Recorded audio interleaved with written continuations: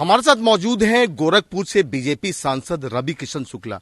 रवि जी, दिल्ली में नगर निगम चुनावों को लेकर आम आदमी पार्टी और बीजेपी में एक तरह से आरोप प्रत्यारोप का दौर शुरू हो गया है। आपको लगता है आप आज रोड शो करेंगे, जनता से मिलेंगे, क्या फायदा बीजेपी को होगा आपके प्रचार से? देखिए, बीजेपी को हमसे फायदा नहीं होगा।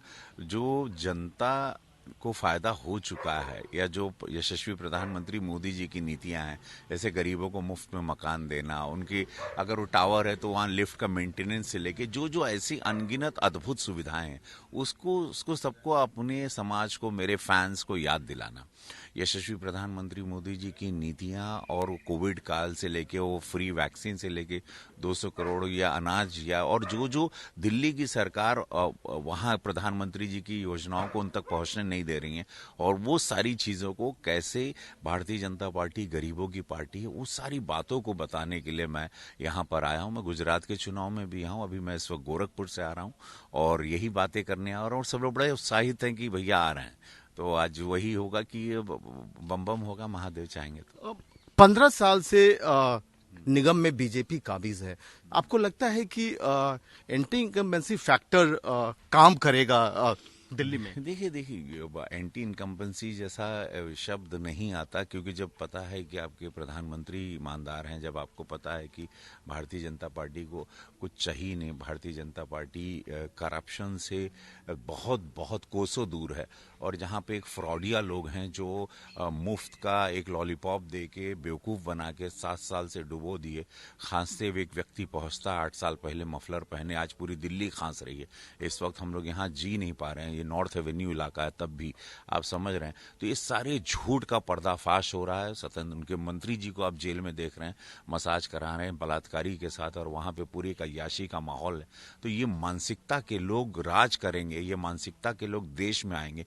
तुष्टीकरण की राजनीति, आतंकवादियों को संरक्षण देने की राजनीति, कोविड काल में उत्तर भारतीय और परप्रांतियों को लावारिसों की तरह छोड़ देना, ये झूठ का पर्दाफाश होना चाहिए।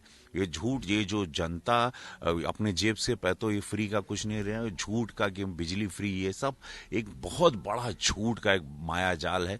कॉटन की शर्ट पहन के जो ड्रामा है, ये दिमागी खेल से राजनीति हो रही है, क्योंकि वो उनका एक पढ़ा लिखा ब्रेन है, उसी को एक भोली जनता नहीं समझ पा रही है। इन सारे लोगों से इस देश को बचाना है, दिल्ली को बचाना है, आने वाले भविष्य को, हमारे बच्चों को बचाना है, कि ये सारे झूठ के मायाजाल में, झूठ का एक बहुत बड़ा गंदा खेल जो इन लोगों ने दिल्ली में रचा है, उससे बचाने की बातें करनी है और उससे दिल्ली बच जाए। मैं यही आज बात करने जा रहा हूं। और हम लोग भाजपा दिल्ली एमसीडी चुनाव दोबारा जीत रही, क्योंकि ईमानदारी के साथ मेरे प्रधानमंत्री जी, ईमानदारी के साथ भाजपा का संगठन कार्य करता है, हम लोग उसी में विश्वास करते हैं। 2 सवाल यूपी से, चाचा भतीजा एक हो गए, अखिलेश की मजबूरी है या मजबूती? चाचा नहीं, देखिए, अब होगा कि अब वो ये एक हो जाना भी अब मजाक हो गया। इससे पता चल गया कि मौका हो गया, हम भी बर्बाद हो गए, हम भी कुछ नहीं, सरकार अब आनी नहीं है, तो अब उनको अपना विकल्प नहीं। ये गंदा सा खेल। देखो, जनता को हम लोगों ने याद दिला दिया सपा और 2017 के पहले का उत्तर प्रदेश क्या था, जनता उसको अच्छे से जान गई। तो अब जनता इस सब चीजों में फंसने वाली नहीं है, और हम लोगों को बहुमत की सरकार, आपने देख लिया रिजल्ट हम लोगों का क्या आया, वही आप लोग देखेंगे 2024 में होगा। ये लोग कुछ भी कर ले, मैनपुरी हम लोग जीत रहे हैं, जैसे आजमगढ़ हम लोग जीते थे, रामपुर भी हम लोग जीते। एक सवाल रामपुर से, आजम खां का एक चुनावी सभा में एक भावुक स्पीच था, खुदकुशी अगर हराम होता तो मैं कर लेता। ये देखिए, अब मैं आजम खां साहब को यही कहूंगा, बड़े नेता हैं, उनको ये जो डायलॉगबाजी और जुमलेबाजी, अब उनसे लोग उब गए हैं। ये उनके हेडलाइन के जो शब्द और वो सब करना, ये अब मैं खुदकुशी कर लेता, क्योंकि 2 दिन का हेडलाइन चाह रहे थे। ये लोगों ने इतना तांडव मचाया था अपने वक्त पे, लोगों ने इतना शोषण किया है कि अब ये इमोशन का कोई भी, ये इमोशनल का डोज लेके देश की जनता को या अपने रामपुर की जनता को जीतना चाहेंगे तो यह भूल जाइए।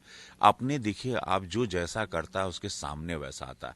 जो जो कर्म इन लोगों ने अपने वक्त में किया, जो जो इन लोगों ने शब्दों का महिलाओं का अनादर किया, ये लोगों ने बदतमीजी की, इनका अहम, इनका घमंड, आज ये शब्द से कुछ नहीं होगा। इनको मैं बताऊं, इनको भोजपुरी सिनेमा में काम करना चाहिए। अब इनको ये जो उनका लुक है, जो पर्सनालिटी है, इनको भोजपुरी सिनेमा में आना चाहिए और उनको अभी एक्टिंग की तो विलन बन के अब वो जो रूप धारण करना चाहें, लेकिन उनको अब सिनेमा में आ जाना चाहिए। आपसे बात करने के लिए शुक्रिया। कैमरा पर्सन रोहित के साथ पुष्कल, भारत समाचार, दिल्ली।